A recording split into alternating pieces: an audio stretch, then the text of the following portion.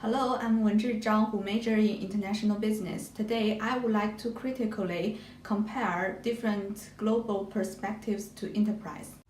This presentation has four parts: introduction, basic concepts and theories, critical comparisons, and conclusion. First, I will introduce the case briefly. This presentation aims to critically compare different global perspectives to enterprise of UK, USA, and China, focusing on entrepreneurial culture, which refers to culture and subculture, values, and beliefs. First of all, I will explain some basic concepts and theories related to culture. Then I'm going to use the work of Hofstede to compare the culture in UK, USA, and China critically. At the end of the presentation, a conclusion will be given. Now I would like to talk about some basic concepts and theories, including the definitions of culture and the relationship between culture and entrepreneurship. What is culture? A great number of scholars hold different points of view. Arnold defined culture as the acquainting ourselves with the best that has been known and said in the world, and thus with the history of the human spirit. According to Mironiko and Sorokin, culture includes material objects, non-material components, and external processes.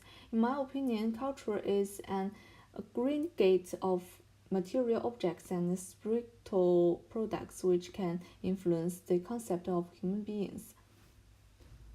Then, what is the relationship between culture and entrepreneurship? In Berger's word, it is culture that serves as the conductor and the entrepreneur as the catalyst.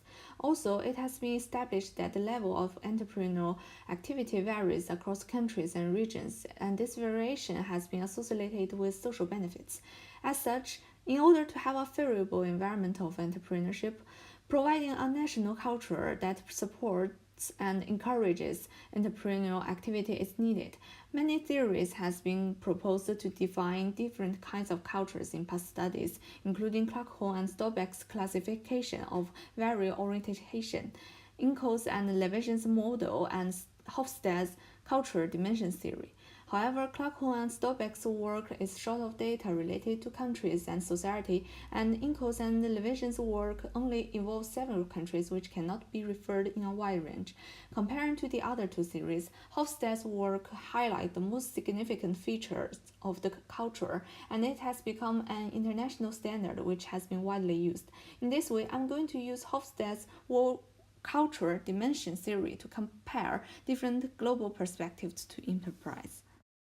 According to Hofstede's work, the six factors to measure cultural dimensions are power distance, individualism, masculinity, uncertainty avoidance, achievement, and universalism, which is a good theoretical foundation of describing and comparing different regions' culture. Now I'm going to compare and analyze the commons and differences for culture among UK, USA, and China.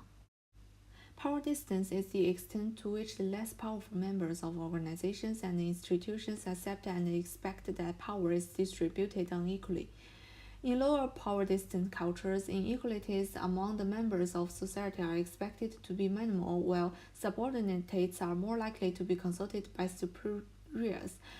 China pays attention to the binding force of power, and the inequalities among the members of the society are considered to be more appropriate. Also, according to Pruitt et al., Chinese respondents emphasized money as the primary motive to start a business. Such variation in cultural tolerance of status inequality might explain Chinese entrepreneurs' desire of money and social status as a motive for business formation. However, both America and Britain entrepreneurs have smaller degrees of tolerance of unequal relationships, which may result in a flatter structure of company and the attitude of subordinates to the superiors. Individualism is the extent to which people feel independent as opposed to being independent as members of large wholes. Individualism means that individual choices and decisions are expected.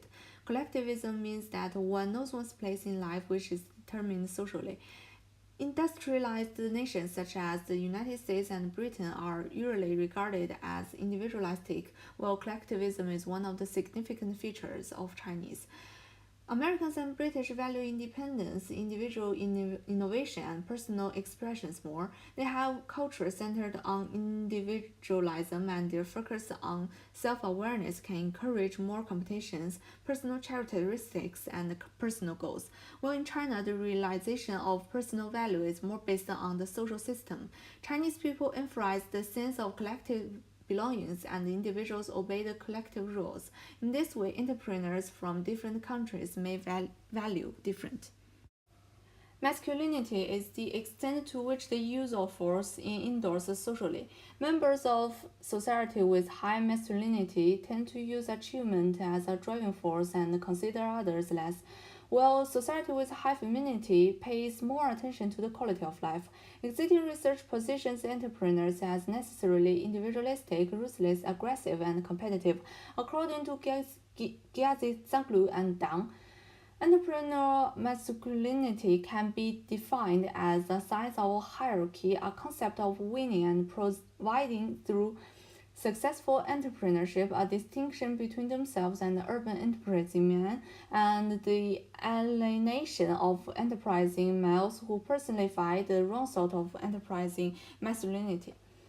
All these three reasons are masculinity society. In China, male members in the family are asked to carry out the dignity of the family, while female members are generally responsible for taking care of the whole family. Though traditional characters of men has been challenged a little, since China is becoming more open to the Western civilization.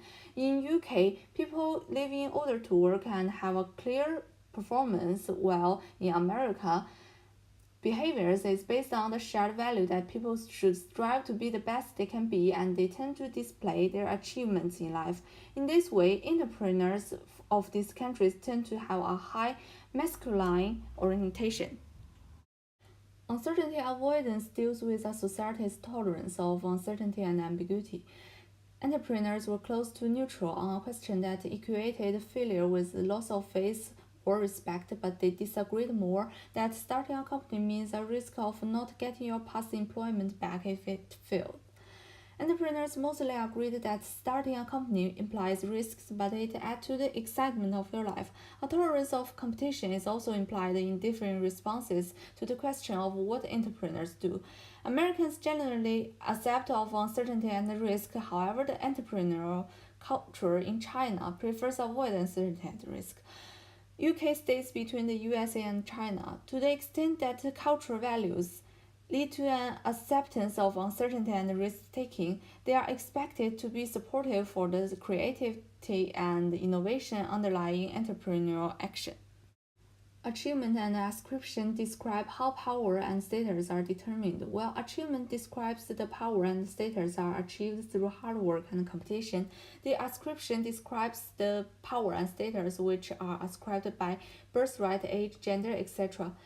Entrepreneurs tend to earn status through competition. In this perspective, the USA and the UK generally use objective methods to distribute power, while China determines power and status on the subjective factors more than the other two regions.